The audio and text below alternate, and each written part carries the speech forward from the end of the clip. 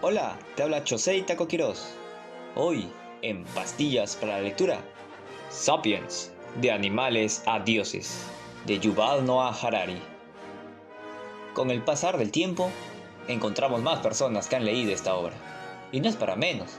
El libro ha traspasado fronteras y se ha mantenido entre los más vendidos en librerías. En Sapiens, Yuval Noah Harari, basado en diversos documentos e investigaciones, relata la historia del Homo sapiens, de cómo nuestra especie superó al resto para dominar la Tierra. El estilo del autor es uno de sus puntos fuertes, pues te relata la complejidad del tema de manera sencilla.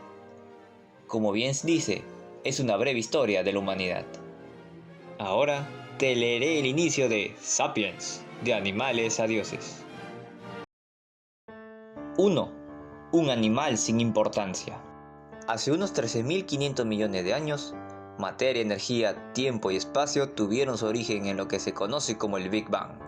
El relato de estas características fundamentales de nuestro universo se llama física. Unos 300.000 años después de su aparición, materia y energía empezaron a conglutinarse en estructuras complejas, llamadas átomos, que después se combinaron en moléculas. El relato de los átomos, las moléculas y sus interacciones se llama química. Hace unos 3.800 millones de años, en un planeta llamado Tierra, determinadas moléculas se combinaron para formar estructuras particularmente grandes e intricadas llamadas organismos. El relato de los organismos se llama biología. Hace unos 70.000 años, organismos pertenecientes a la especie Homo sapiens empezaron a formar estructuras todavía más complejas llamadas culturas. El desarrollo subsiguiente de estas culturas humanas se llama historia. 3 revoluciones importantes conformaron el curso de la historia.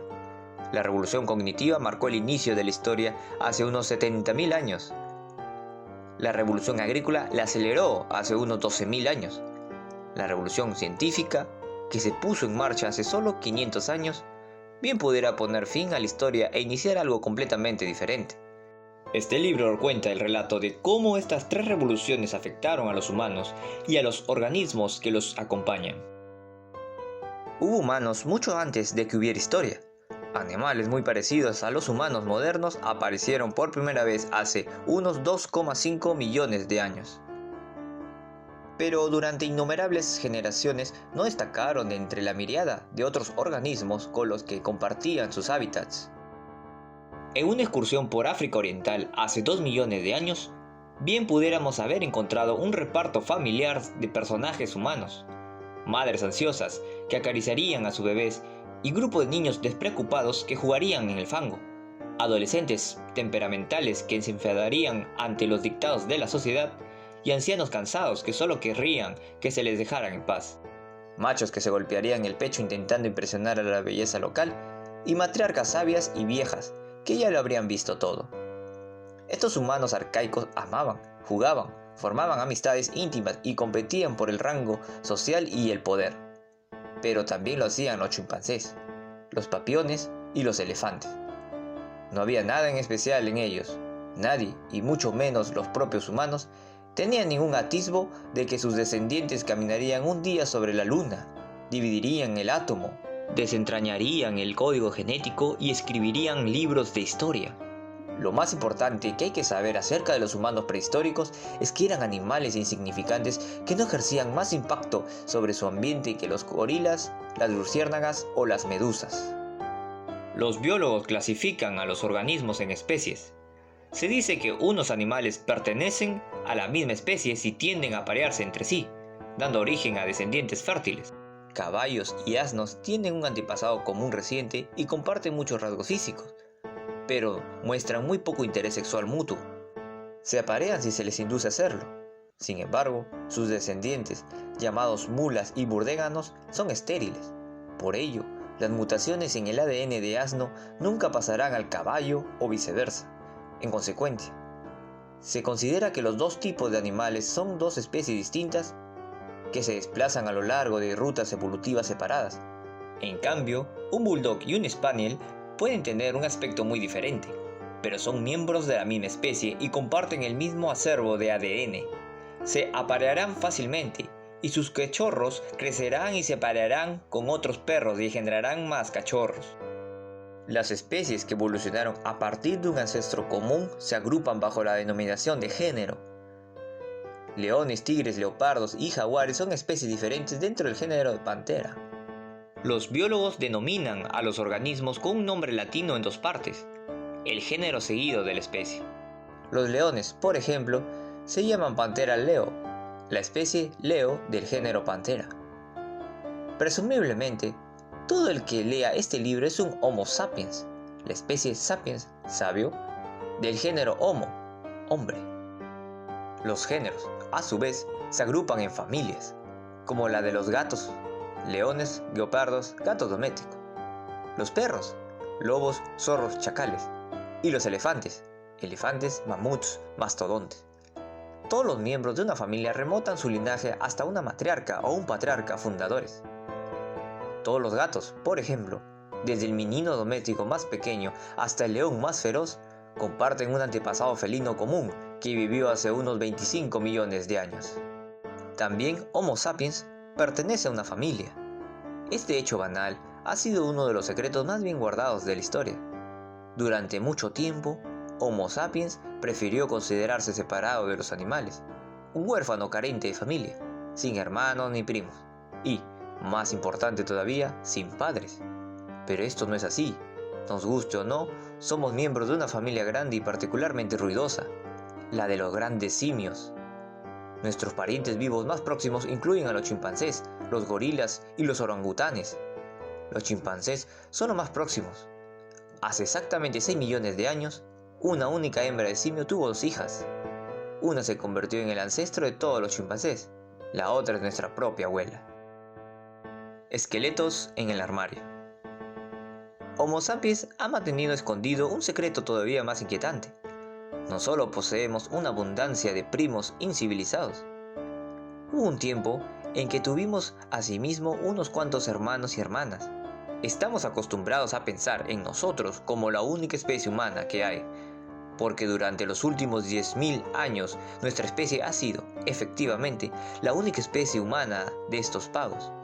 Pero el significado real de la palabra humano es un animal que pertenece al género Homo, y hubo otras muchas especies de este género además de Homo sapiens.